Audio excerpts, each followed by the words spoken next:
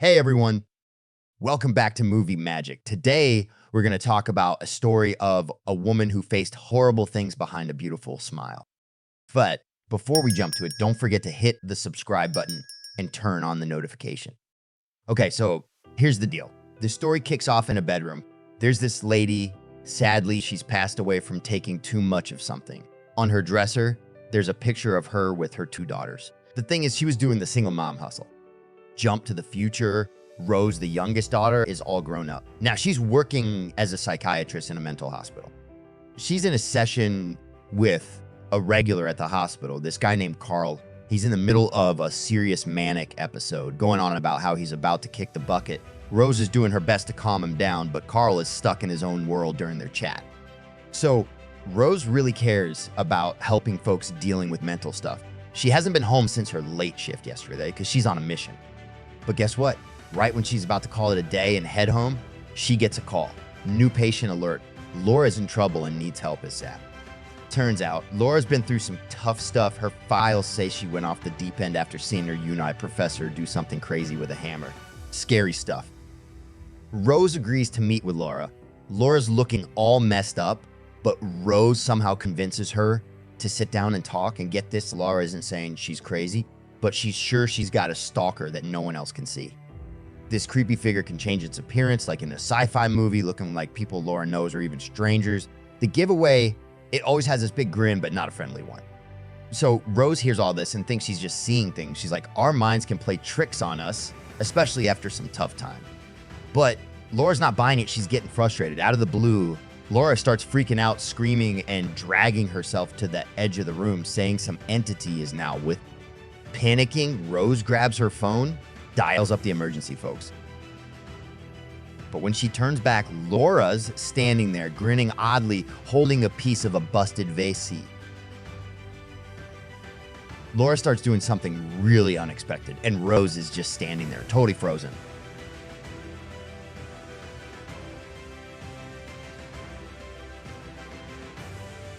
The emergency crew rushes in, but it's too late. Later, a couple of detectives, including Rose's ex-girl, show up to ask her what happened. So after that crazy day at work, Rose finally makes her way home. She's all like, I need a drink to chill, so she grabs some wine. Just when she's trying to mellow out, she spots Laura being all creepy in the corner, giving her the grin of a lifetime. But Trevor, her fiance, walks in.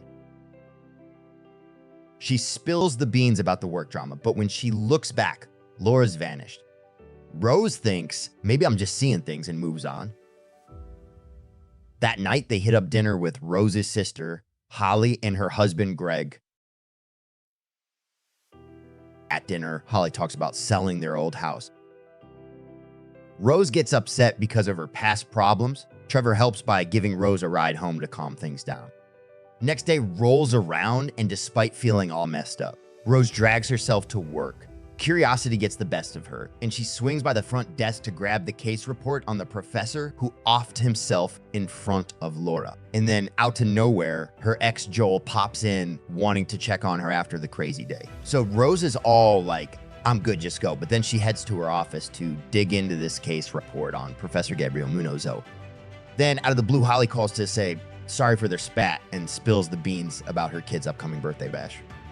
While they're chatting, Rose spots someone who seems like Laura way off in the distance, but chilling in front of the hospital, but, Rose tries to shake it off. Back to the grind, Rose catches her patient, Carl, grinning like a creep in his room. Something's off, so she goes to check on him. Surprise, surprise. He got that same eerie smile as Laura and starts going on about how she's gonna kick the bucket. Out of the blue, Carl springs up, still chanting the doom and gloom lines. Rose hits up the nurses for backup to wrangle this dude, who, by the way, was supposedly lying in bed the whole time. Now, her boss is on her case, wondering why Carl, who's been a chill patient forever, suddenly went berserk. He's thinking Rose might be reading too much into it, blaming on her trauma from the suicide drama yesterday. So he's like, you know what? Take a chill pill and have a whole week off. Fast forward to that night, Rose is chilling at home. Suddenly, the house alarm goes berserk.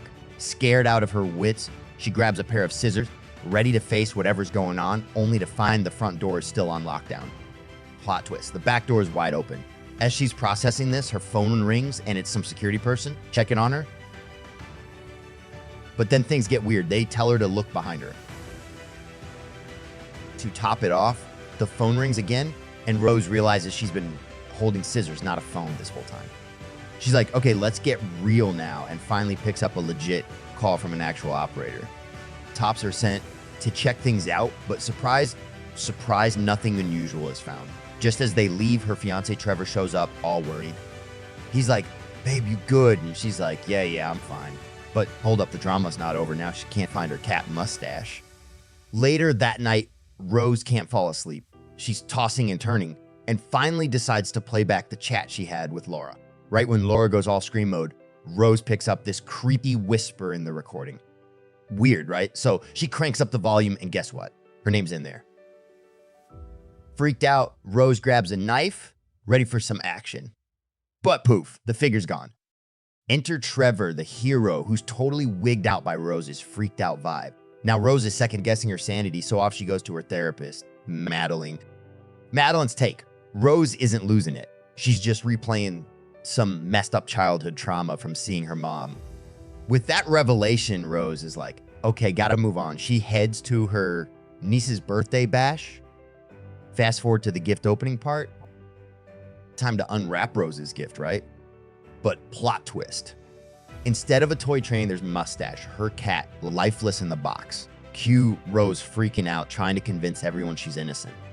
So in the middle of everything happening, she spots one of the party guests rocking this creepy, invisible, evil grin that no one else seems to notice. Freaked out, she takes a step back and ends up tumbling onto a glass table, picking up a few injuries. Emergency room time. Trevor swoops in to play the hero and drives her back home. But as soon as they get there, she spills the beans about this spooky entity she's convinced is tailing her. But oh boy, Trevor's not buying it. He starts throwing around the idea that maybe she's got some mental stuff going on, just like her mom did. That night, instead of Netflix and chill, she's deep into research mode on Laura's professor, Gabriel Munoz. But hold up, things take a turn when she hears her mom's voice calling her, because it shivers. She manages to squeeze in some shut eye, but guess who's lurking in the shadows? Yup, her mom. Next day rolls around and she's playing detective, pretending to be a reporter. She swings by Gabriel Munoz's wife's place, looking for the lowdown on her husband's demise. Mrs. Munoz spills the beans, showing her a bunch of drawings Gabriel made before kicking the bucket. Turns out they're all pictures of people with seriously messed up smiles. So apparently Gabriel started acting all weird after witnessing a woman commit suicide. Rose hears about it and claims she's going through the same stuff, but Victoria thinks she's just making fun of the tragedy, so she kicks Rose out. Desperate move. Rose heads to her ex Joel and pleads for help to find info on the woman who killed herself in front of Gabriel. After digging into the police database, they find the woman's name. Rose has a hunch, so she asks Joel to check if the woman witnessed someone else taking their own life. Turns out she did. They watched security footage of a guy using head shears to end his own life, and weirdly, he's smiling just like Laura did before she took the plunge. Rose prints all the evidence and plans to spill it to her fiance Trevor. But surprise, surprise, he's brought her therapist over, thinking she's losing it. Rose flips, accuses Trevor of caring more about his image than her, and storms out. Feeling ditched, she runs to her as Holly for backup. No luck there, though. Holly thinks Rose is sounding like their mom, and then they end up arguing about their messed up childhood. Holly shuts her out, and Rose sulks back to her car. But hold up, there's a twist. Holly comes out, but it's not Holly.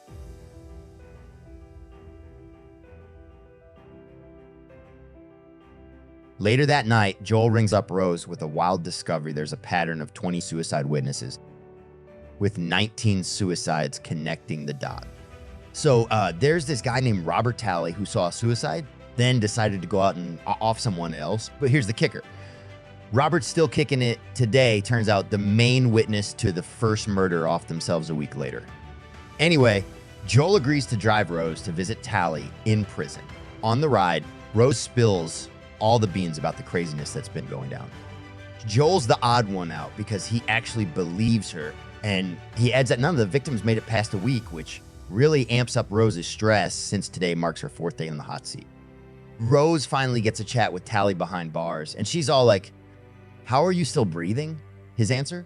"The only way to survive is by offing someone in front of another person, kind of like a cursed chain letter." Rose isn't vibing with the whole murder idea, and when she drops the "I can't kill anyone" bomb, Tally loses his cool. Now, he's convinced Rose brought some entity with her, and they have to restrain him. Rose is left pondering this mess as Joel drives her home. She's digging through case files, trying to find an escape route, but it's a dead end. Out of the blue, her therapist shows up at her door, all concerned about Rose's mental state. Rose lets her in, but just as they're about to get into the nitty-gritty, the phone rings. Plot twist, it's her therapist calling saying she's worried. Turns out the person in front of her is not the real therapist. The creepy entity finally shows up, grinning and giving Rose a heads up that time's ticking away. Rose starts stepping back, and the creepy thing gets in her face before disappearing. Now, Rose is feeling desperate, so she sneaks a knife up her sleeve and decides to crash into the loony bin, heading straight for Carl's room. When Rose barges in, Carl flips out, totally losing it and screaming. The noise brings in Rose's boss, who's like, "What's happening?" This is when Rose goes all YOLO and pulls out the knife, going stab happy on Carl. But here's the twist. Carl starts grinning like crazy, and out of the blue, Rose's boss rips his own face off, revealing it was just another hallucination. Rose's frustration hits the roof, and her boss shows up asking what she's doing. He wants to talk, but Rose is dead set on being alone. Right after she insists, she sees a vision of a bloody Carl, so she freaks out and speeds away. Turns out the creepy thing wants Rose to off herself in front of someone else to pass on its curse. Right. So Rose figures the only way out is total isolation. She heads to her childhood home, with Joel calling, all worried because Rose's boss tipped off the cops about her being a danger to herself. She tells Joel this is the only way to stop the madness and begs him not to follow. For the first time in ages, Rose faces her past, rolling up to her mom's room. Cue a flashback of her mom ODing and begging Rose to call 911. Little Rose, scared of her abusive mom, froze up. Back in the present, Rose seals the place up, lights a lantern, and starts sorting through the mess. So when it gets dark, she hears her mom crying in the bedroom. But this time, she's not scared. Instead, she goes up there and sees her mom all teary. Rose spills the beans, telling her mom was a real monster doing some not so nice stuff. She tells herself it's time to stop feeling bad about it and not let the past mess with her head. Rose wraps it up by saying what she's seeing isn't for real, and that freaks out the thing in the room, making it smile. Rose, feeling a bit freaked, heads out, but the door-holding thing reveals itself as a messed up version of her mom. Rose hustles to the living room, and bam, the creature pops up and tosses her around. It's a showdown, but Rose ain't scared anymore. She figures the creature is just in her head, so she takes charge. He breaks its arm and smashes a lantern, turning the creature into a crispy critter. Finally, she walks out and watches the whole place go up in flames. So in the morning, she comes back to the city. She decides to swing by Joel's place to drop a big ol' apology and see if crashing at his pad is an option. Surprise, surprise. Joel's cool with it and even throws in a "you can stay forever" with a smile. But here's where things take a turn. Rose, a bit freaked out, bolts out of Joel's place as this creepy entity comes charging at her. And bam, just like that, she's magically whisked back to her childhood home. Meanwhile, real life, Joel shows up, genuinely worried about her. Rose, scared for his safety, slams the door shut and locks up tight, leaving Joel on the outside trying to break in. Inside the house, the creature crawls out, sheds its skin like it's no big deal, and takes over Rose like it's playing puppet master. Poor Rose is on her knees, and the creature pulls off this seriously messed up move by forcing itself into her. Yikes, right? In the final stretch of our story, Joel finally breaks into the house, only to discover Rose soaked in lamp oil. Unfortunately, it takes a dark turn as she turns around with a disturbing smile. And before we know it, she lights a match, bringing a chilling end to the story while Joel watches. So that's a wrap on this intense story. If you're into these twisted twists, make sure to hit the subscribe button and ring that notification bell. Thanks for watching, and I'll catch you in the next one.